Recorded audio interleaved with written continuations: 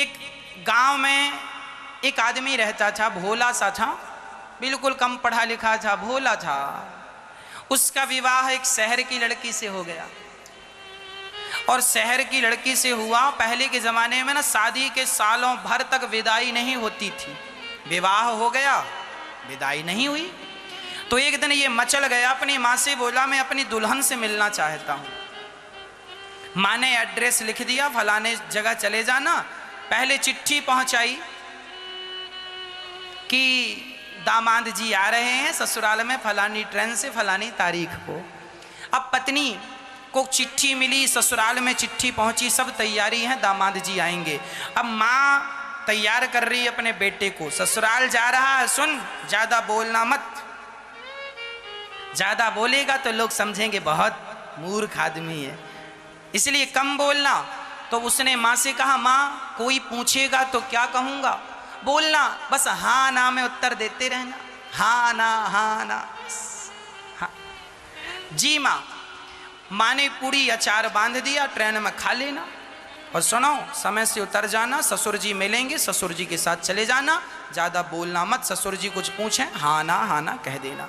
माँ ने कहा था सिंपल बात करना, ज़्यादा ना बोलना, और पत्नी से ज़्यादा मिलना मत, ससुराल में लोग देखेंगे अच्छा नहीं लगेगा। हाँ पत्नी तुम्हारी बड़ी समझदार है। ठीक है माँ। बेटा ट्रेन में बैठा, ससुराल पहुँचा, स्टेशन में उतरा, ससुर जी रिसीव करने आए थे। ससुर जी ने बैग लिया, बैग ससुर जी लेकर दामाद जी को लेकर चले। तो दामाद जी से ससुर जी प्रश्न कर रहे हैं यात्रा अच्छी रही ना?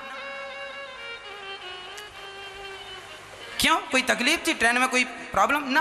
हाँ हाँ। माँ ने यही कहा हाँ और ना में। अब बेचारे को ये भी नहीं पता कि हाँ कहाँ कहना और ना कहाँ कहना। बस माँ ने कहा तो हाँ और ना, तो जहाँ उसके ना आ जाए सो ना कह दे, जहाँ हाँ आ जाए तो हाँ कह दे। अब ससुर जी से बातचीत करता करता ससुराल गया। अच्छा माँ ने ये भी कहा है कि नीचे ना बैठ जाना, ससुराल जा रहा जरा ऊंची जगह पर बैठना। तो ससुराल गया तो उसे तो सब नीचा ही दिखा, बस आलमारी रखी थी वो ऊंची थी। तो वो आलमारी, माँ ने कहा था सबसे ऊपर बैठना, तो आलमारी में जाके बैठा ऊपर। अब माँ ने कहा था सबसे ऊपर बैठना, माँ ने ये कहा था जमीन में ना बैठ जाना, कोई ऊपर सोफे में बैठना या चटाई दरी बिछाए तो बैठना, नीचे ना बैठना। ये माँ उसको लगा कि ऊपर बैठना है, ऊपर मतलब सबसे ऊपर आलमारी है। बेचारा चढ़ा जैसे तैसे, जितने सोफे रखे थे सोफे के ऊपर स्टूल रखा और चढ़ा जैसे तैसे, आलमारी के ऊपर जाके बैठा ऐसे। और तब तक साली आई। साली ने कहा जीजा जी कहाँ है? जीजा जी ने आवाज यहाँ है। अरे जीजा जी वहां ऊपर क्या बड़े मजाक किया हुआ? बोले हाँ हाँ हाँ। नीचे नहीं उतरना ना ना। अब वो हाँ और ना से ज्यादा कुछ बोले ना, माँ ने कहा ज्यादा मत बोलना। साली ने कहा हाथ मुंह धुल लीजिए, भोजन तैयार है। हाँ हाँ हाँ। उसने उतर के हाथ मुंह धुला, भोजन में बैठा। अब वो ठहरा गांव का और शहर में विवाह था। अब गांव की पूड़ियां और शहर की पूड़ियां दोनों अलग अलग होती हैं। शहर में लोग छोटी छोटी पूड़ी बनाते हैं, गांव में बड़ी बड़ी पूड़ी बनाते हैं। आपने देखा? अब वो बेचारा बड़ी बड़ी पूड़ी खाने वाला, अब उसकी पत्नी थाली लगाई और थाली लगा के परोसने लगी। उसके थाली में सब्जी अचार सब कुछ था और पूड़ी उसने 4 रखी। तो उसने एक पूड़ी उठाई, साग लगाई और पूरी की पूरी पूड़ी खाने लगा। एक पूड़ी एक बार में खा रहा है।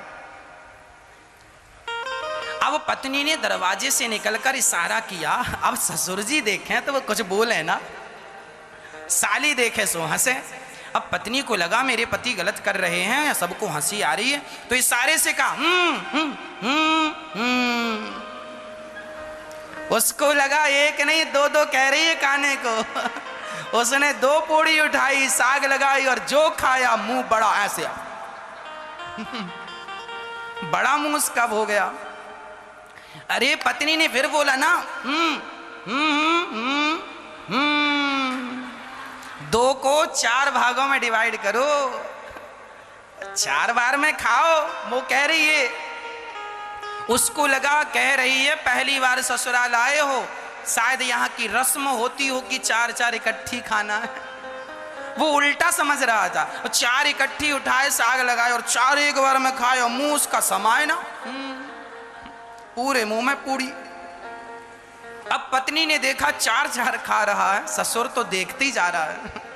और पत्नी ने देखा, हे भगवान कैसा पति मिला, बिल्कुल अनपढ़। तो उसके पति ने कहा, अच्छा कह रही है कि पहले 4 पूड़ी उठाओ और माथे से लगाओ। तो माथे से लगाए, फिर खाए। अब खाए, अब खा पी करके उसके ससुर जी बोले चलो जरा घूम के आते हैं। घूमने चले गए तो वहां एक नदी थी। तो उसने पूछा अपने ससुर जी से, ये क्या है? बोले ये नदी है। तो ससुर जी से पूछा, ये किसने खुदवाई? तो ससुर जी ने कहा, आधी तो तेरे बाप ने खुदवाई थी, आधी हमने खुदवाई। बोले कैसे? बोले हमने आधी ऐसे खुदवाई कि हमने अपनी बेटी तेरे से ब्याही, और आधी तेरे बाप ने कि तेरे बाप ने तुझ जैसा बेटा पैदा किया, दोनों ने मिलकर खुदवाई है। तो हंसने के लिए कोई भी बहाना हो अच्छा है। कुल मिला के हमें हंसते रहना चाहिए, हंसने के बहाने हमें नहीं गंवाने चाहिए।